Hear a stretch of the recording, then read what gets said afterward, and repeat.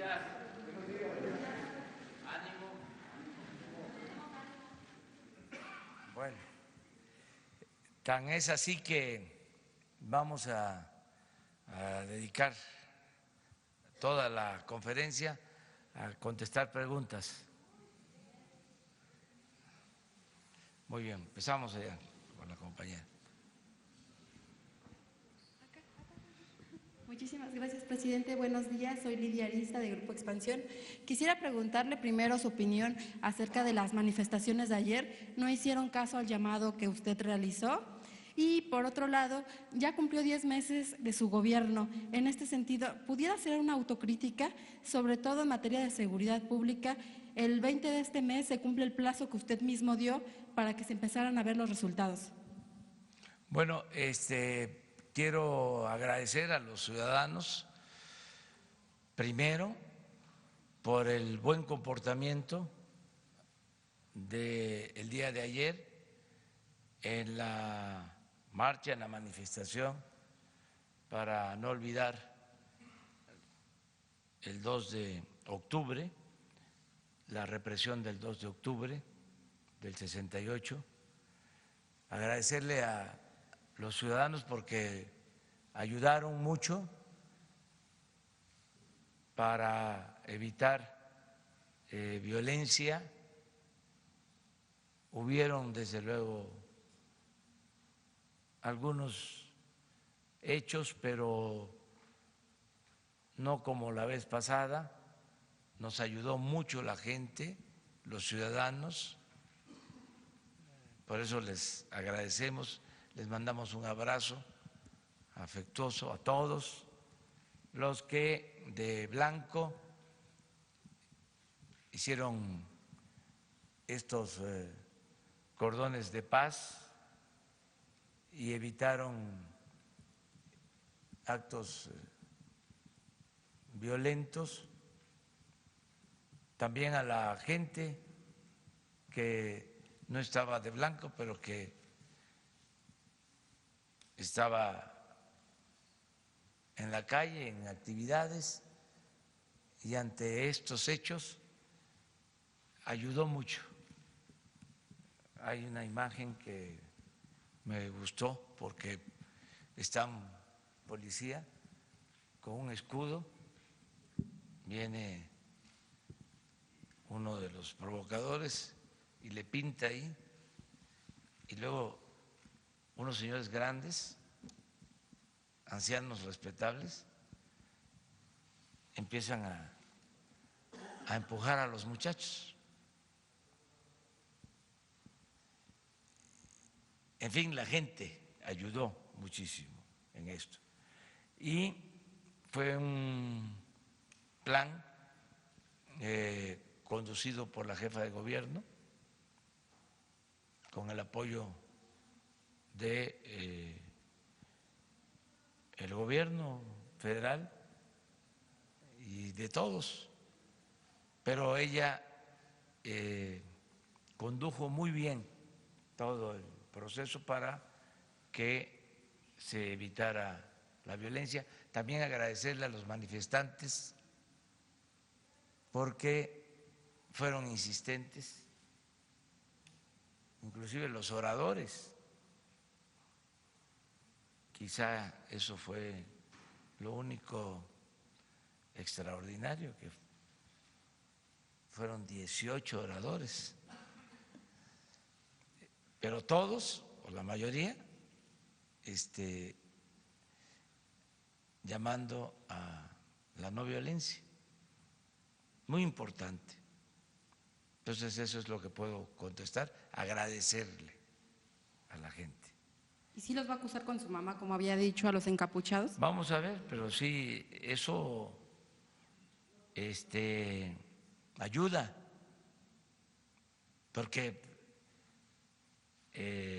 las mamás, los papás, los abuelitos, abuelitas, ayudan mucho. Claro que ayuda a la familia. Es que muchas veces no se sabe en la familia ¿qué están haciendo los jóvenes? Y cuando se enteran, ayudan, nada más que lo vamos a dejar así hasta ahora, pero sí, ustedes dijeron, ¿no?, que yo dije nada más un coscorrón, una jalada de oreja, y ustedes agregaron otra cosa, pero sí, ayudan mucho los familiares, mucho, mucho, mucho, mucho. Estoy seguro, porque conozco cómo son las familias. La familia mexicana y cómo se comportan los papás, las mamás y el respeto a los adultos mayores.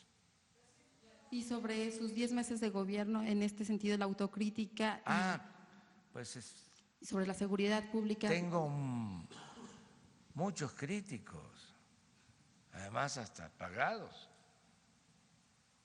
Vamos a dejarles a ellos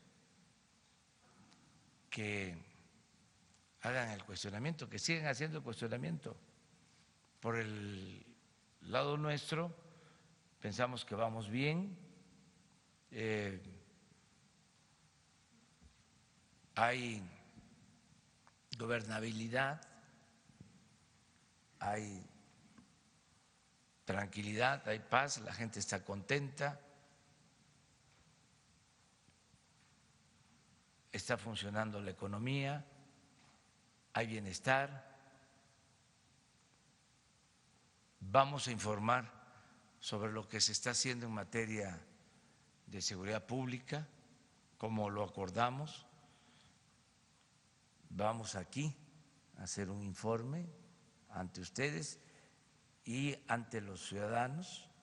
La semana próxima se va a hacer una presentación de cómo vamos en este problema que tanto preocupa a los ciudadanos, que es un problema complejo, pero lo estamos atendiendo todos los días y les vamos a presentar resultados sin ocultar absolutamente nada, con toda transparencia.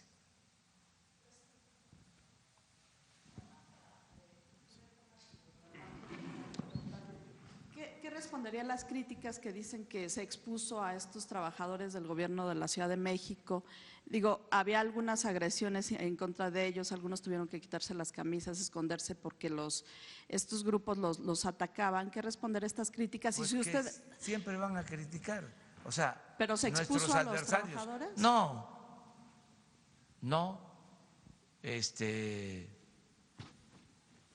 porque nadie iba a responder a una provocación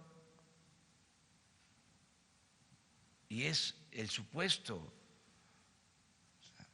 es el querer que algo suceda, es lo que les comentaba yo: si le ensartas, pierdes, y si no le ensartas, perdiste.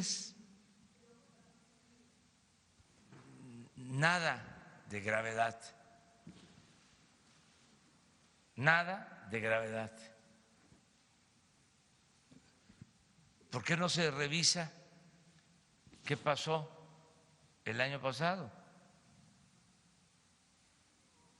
y los otros años? Pero si nos guiamos por lo que opinen nuestros adversarios, y en particular los conservadores, pues no les va a gustar nada. Sin embargo, yo tengo, ahora sí, otros datos.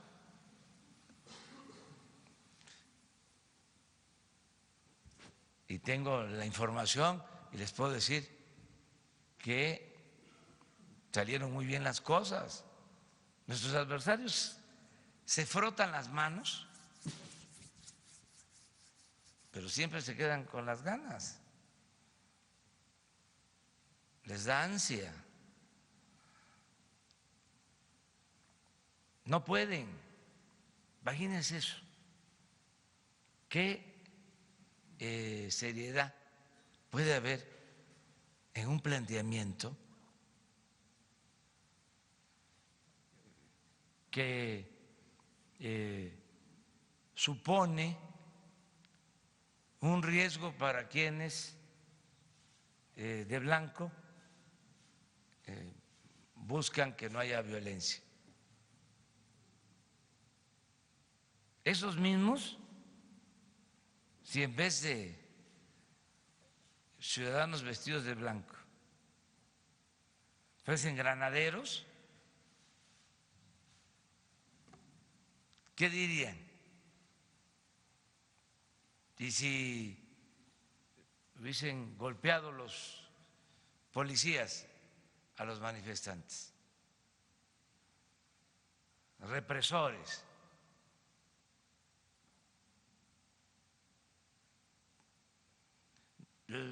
Están muy desesperados los conservadores, ¿eh? Y yo celebro que se vayan brincando todos los obstáculos que tenemos que enfrentar y que no se hayan articulado los conservadores, incluso los corruptos que tenían tomado el gobierno y que ahora están inconformes porque ya se acabó el bandidaje oficial y realmente no pasa nada, se están llevando a cabo los cambios con profundidad y la resistencia, la oposición es mínima. No se han podido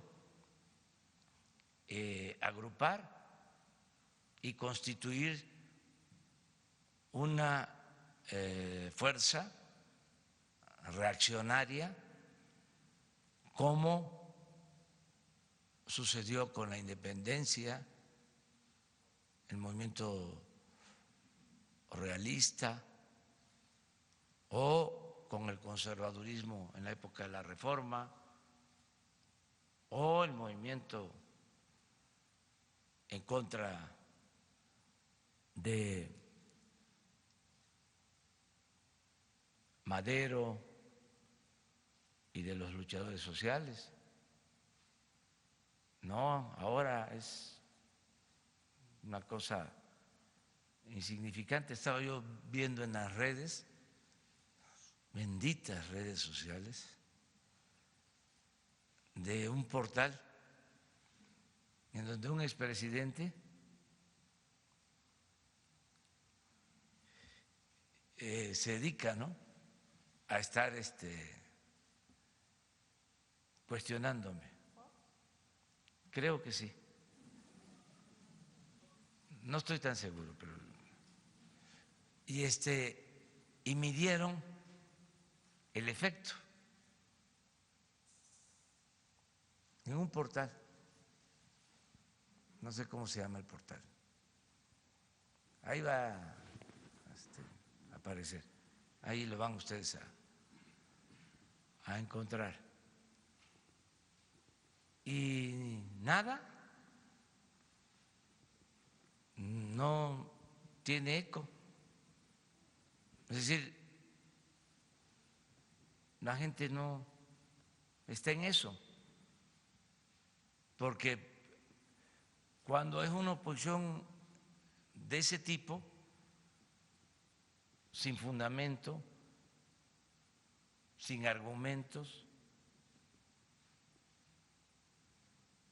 no progresa. Hay que avisarle a todo mundo de que esto ya cambió, ¿eh? Y ya cambió la mentalidad del pueblo, que es lo más difícil de cambiar, pero también es lo más importante, porque cuando cambia la mentalidad del pueblo cambia todo.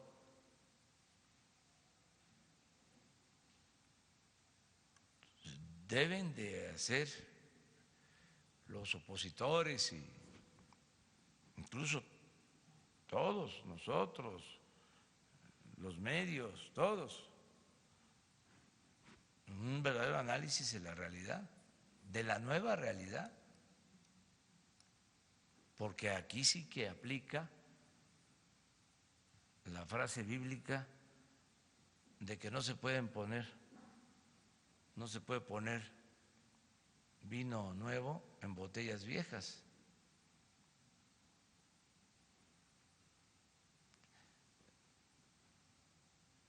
Yo ni debería estar hablando de esto porque para qué asesoro, ¿no? Pero pues una recomendación no se le niega a nadie. Presidente, y preguntarle por otro lado de Felipe Calderón, dice ayer que él no conocía o no sabía a quiénes se condonaba impuestos, que era pues así estaba la ley y que él desconocía. ¿Usted cree esta versión, que en efecto el presidente no sabía a quiénes se le estaban condonando sumas millonarias de dinero? Gracias. Pues sí era un mecanismo que se aprobaba cada año en la ley de ingresos, pero era muy notorio de que se daba preferencia a unas cuantas empresas y bancos. Imaginen, como digo cuando le informo a la gente en las plazas públicas, una empresa, un banco famoso, una empresa famosa. Pues esa empresa que están imaginando, ese banco que están imaginando, no pagaba impuestos. Se les condonaba.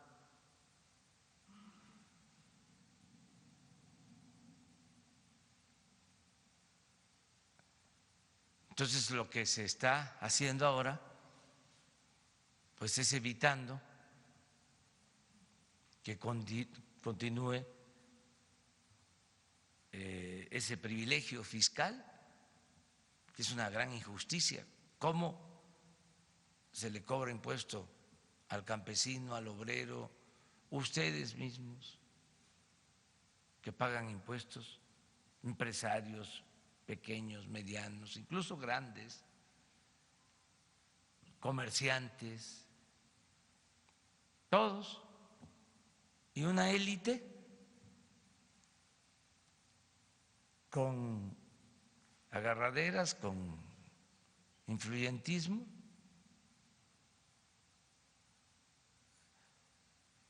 es tratada de manera especial, son predilectos del régimen. Entonces, eso se termina. Entonces, sí es un asunto legal, sí era un asunto legal, pero inmoral, desde luego, y más cuando se trata de grandes corporaciones. Yo les comentaba de la nueva ética de las corporaciones en Estados Unidos, el nuevo código de ética,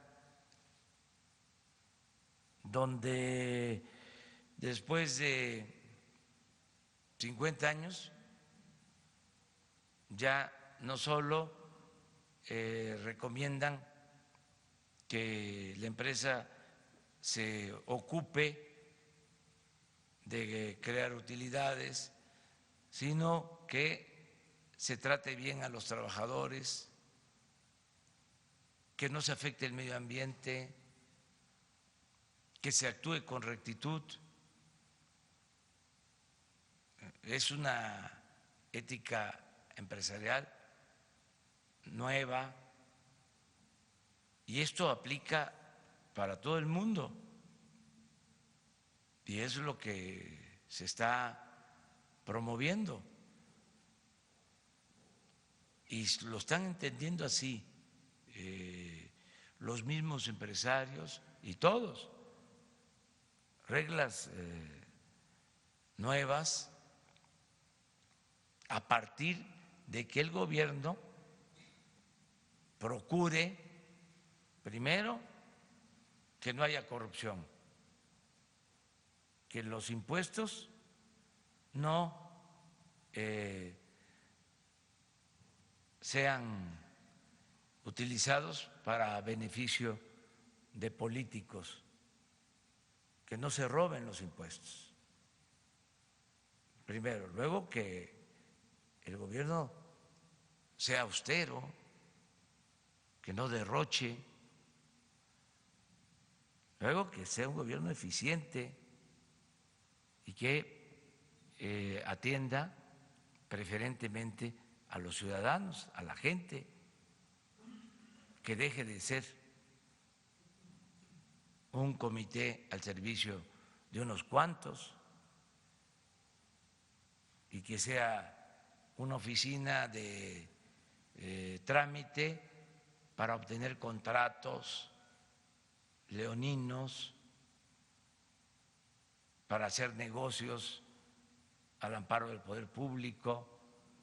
Entonces, cuando cambia eso, pues todos los ciudadanos a portarse bien, ¿qué es lo que está sucediendo?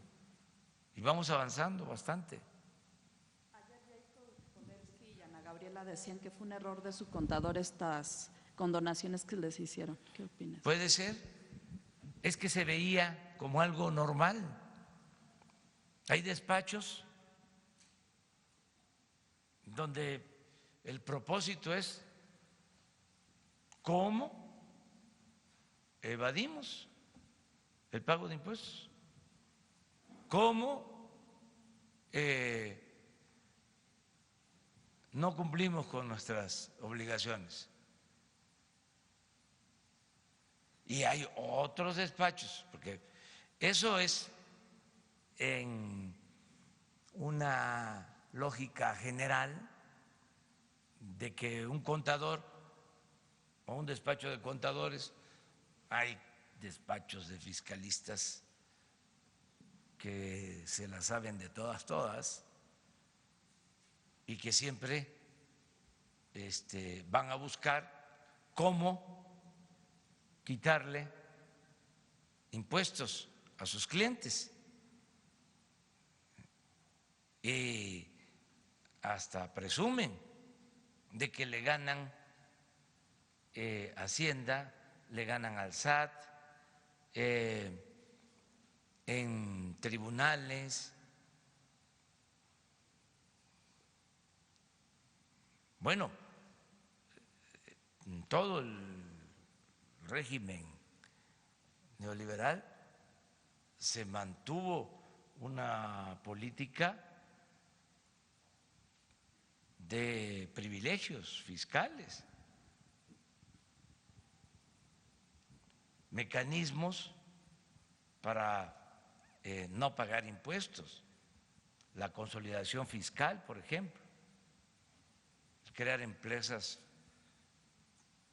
falsas, muchas, o comprar empresas quebradas para que una empresa grande que tiene utilidad distribuya su utilidad entre todas las empresas y al final pague muy poco o no pague. Y esto viene desde los años 70, lo de la consolidación fiscal, y de repente baja y de repente sube al 100%, hagan una investigación sobre esto. Bueno, pero aún con todos estos mecanismos para quitar impuestos, nunca se había visto que existieran despachos para hacer operaciones virtuales y robarle a la hacienda pública mediante la creación de empresas fantasmas y facturas falsas. Estamos hablando de una evasión de cerca de 500,000 millones de pesos al año. Entonces, todo esto lo tenemos que corregir y es un cambio de mentalidad, porque era normal, se veía normal. ¿Cómo evadir los impuestos? Y siempre con el pretexto, la excusa de que estaba mal la hacienda pública porque no pagaban impuestos los de la economía informal, los viene, que ese era el problema. Claro que todos tenemos que cumplir con nuestras obligaciones, pero el problema no se resuelve con eso. O sea, el problema es que los de arriba estaban colmados de atenciones y de privilegios. Ese es el problema. Ahora vamos cambiando esto poco a poco y, repito, la mayoría de los empresarios, de los contribuyentes, lo aceptan. Claro que los que no pagaban, pues no lo ven bien. Esto es lógico, pero la mayoría lo ve bien porque pues no es justo que toda la carga siempre sea para la misma gente y que haya privilegios. Eso no se ve bien. Entonces, se debe a eso estas acciones. Y no dudo, o sea, de que haya sido de esa manera, de que se le deja a los contadores y… No sé si sería un error o más bien una ventaja, ¿no? No. Puede haber algunos casos. No, pero acá no, acá era un privilegio. ¿Ustedes creen que es pura casualidad de que no era delito grave la corrupción?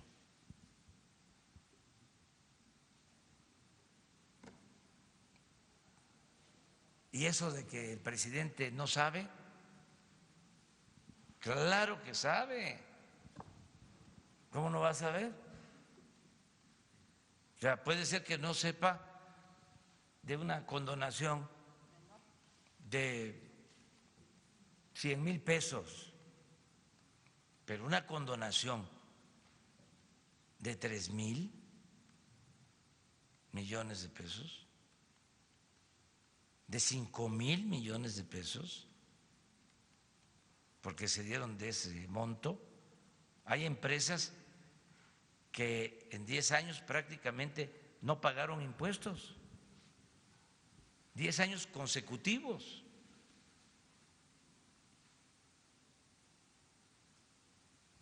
abuso.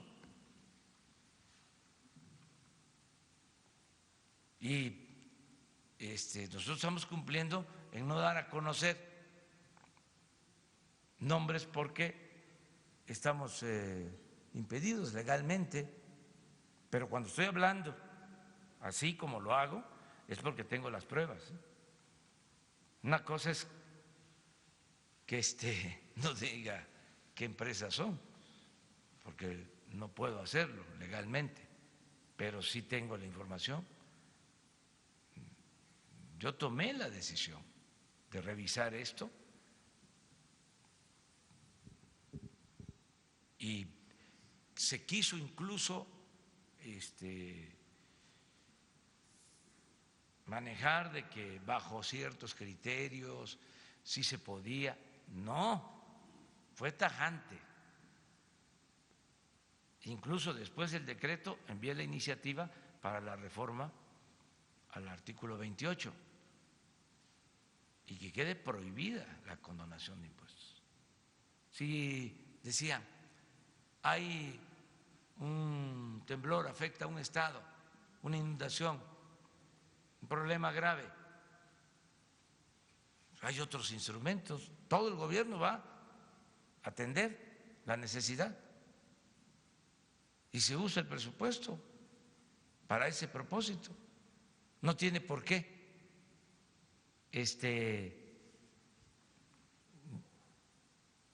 dejarse abierta la posibilidad de que una de las medidas sea de que se condonen los impuestos a quienes viven en un estado afectado por un sismo. Hay muchas formas, es más, hay hasta un fondo de atención de desastres. Y si no alcanza el fondo, todo el presupuesto para ayudar a las personas. Pero al momento de dejar abierto eso, pues es lo mismo, ¿no? Es actuar de manera discrecional y seguir en la misma situación. Entonces, yo sí creo que esto va a ayudar mucho y dar el ejemplo en México y en el mundo de que hay que contribuir y no estamos aumentando impuestos, ni estamos creando impuestos nuevos. Es para que no aumenten impuestos, para que no haya impuestos nuevos, vamos a que todos participemos, se reduce considerablemente la evasión fiscal, aumenta la recaudación y nos alcanza el ingreso para atender el presupuesto.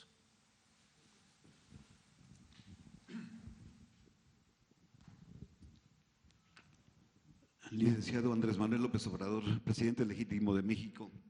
Carlos Pozos, reportero de Petróleo y Energía. Con todo respeto, el pueblo se cansa de tanta tranza. La condonación o amnistía fiscal de que usted está haciendo referencia ahorita solo benefició a 10, fueron los principales beneficiarios con un 40% de la cantidad de 172.335 millones de pesos. Le insisto, el pueblo se cansa de tanta tranza y de este huachicoleo blanco. Presidente, ¿habrá juicio por juicio, caso por caso? Hubo un quebranto a las arcas del pueblo. Se requiere ver responsables de esta lesividad, que existan consecuencias, que exista reparación del daño, que paguen quienes más tienen y quienes menos tienen, que paguen menos, presidente. ¿Vendrá una nueva lista de plutocracia mexicana de que esos sí fueron los que han sido beneficiados con cantidades estratosféricas? ¿Habrá una nueva lista? Bueno, ya no va a haber otra lista porque ya no hay condonación de impuestos. Pero que salga a la luz pública, porque esta es solo una parte del iceberg, hubo más. Tenemos todo, pero hay juicios en la Corte en el Poder Judicial y tenemos que mantener en sigilo, en secreto, estos casos, así nos los pide la ley, no se pueden dar a conocer, pero sí se abusó, ya se termina este asunto, nunca más. Lo importante es no repetir estos abusos y dejar establecido en la ley que ya no van a haber estos privilegios. Es muy interesante, sobre todo para los ciudadanos, que se conozca cómo modificaron en los últimos 30 años todo el marco legal, cómo hicieron reformas constitucionales, reformas a leyes secundarias para permitir la corrupción. El Congreso, fue el Congreso. Sí, pero los legisladores que se hacían llamar representantes populares eran, con todo respeto, empleados de los potentados.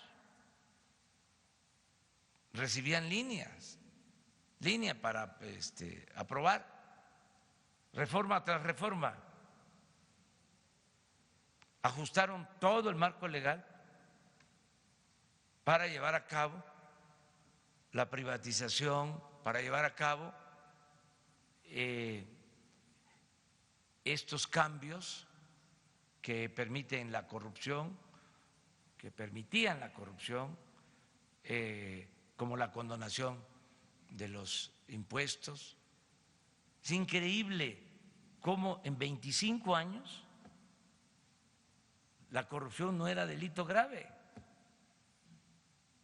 ¿Qué no se dieron cuenta en 1994 los legisladores cuando se modifica el Código Penal? Porque sí era delito grave. Y hacen una reforma para que no se considerara delito grave la corrupción, y el que cometió un acto de corrupción a partir de entonces podía salir bajo fianza. Acuérdense los que cayeron de la gracia del régimen, ¿de qué los acusaban? De lavado de dinero. Bueno, hasta los maestros de Oaxaca, para poderlos mantener en la cárcel sin derecho a fianza, les fabricaron el delito de lavado de dinero. La gran reforma, que es como una nueva constitución,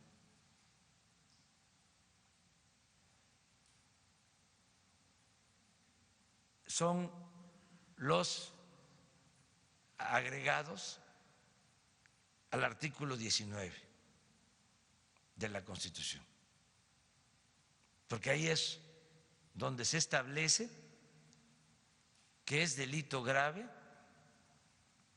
la corrupción.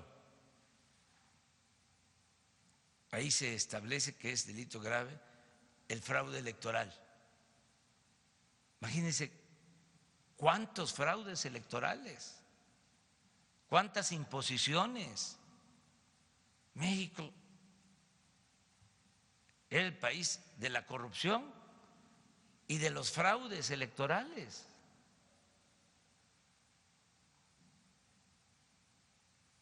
Entonces, la reforma al 19 es delito grave.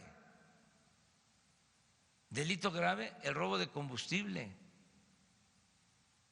Delito grave la evasión fiscal en su modalidad de facturas falsas y de crear empresas fantasmas. ¿Cuál es el principal problema de México? Y muy pronto quiero decir, ¿cuál era el principal problema de México? La corrupción. La corrupción. Entonces,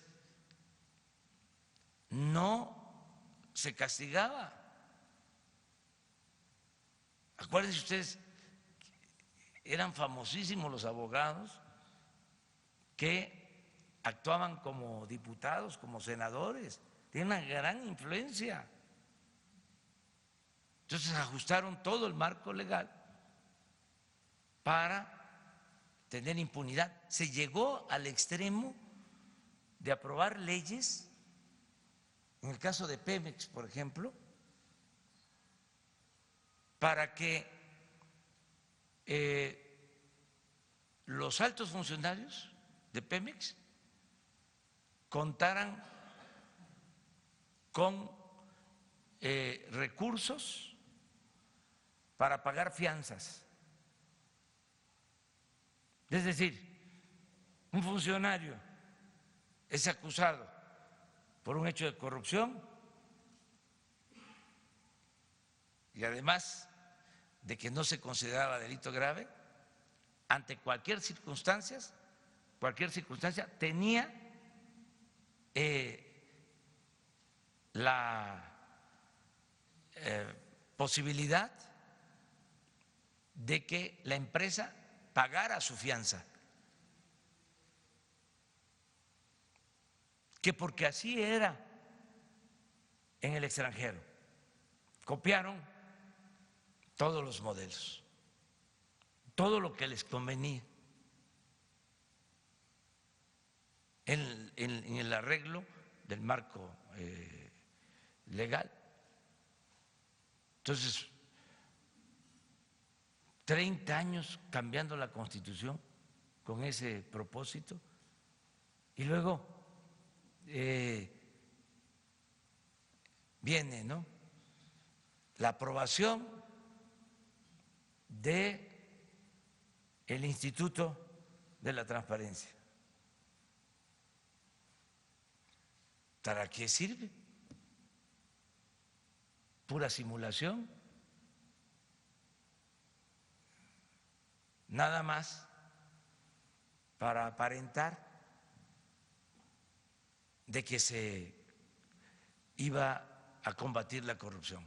Luego, el Instituto Anticorrupción.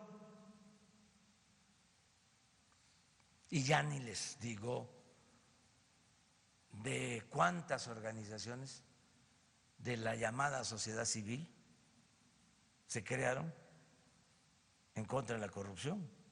Hay una ahí muy famosa, ¿no? Yo hasta les digo que no sabían cuando fundaron esa asociación, no me han contestado todavía,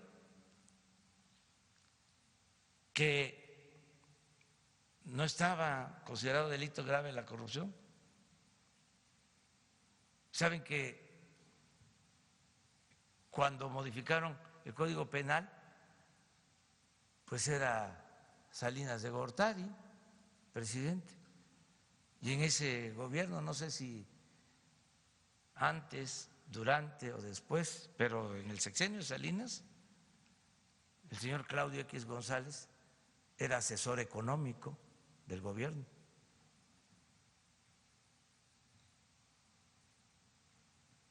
Entonces, también, eso es lo otro, fuera máscaras. Ya no se puede mantener el doble discurso, la hipocresía.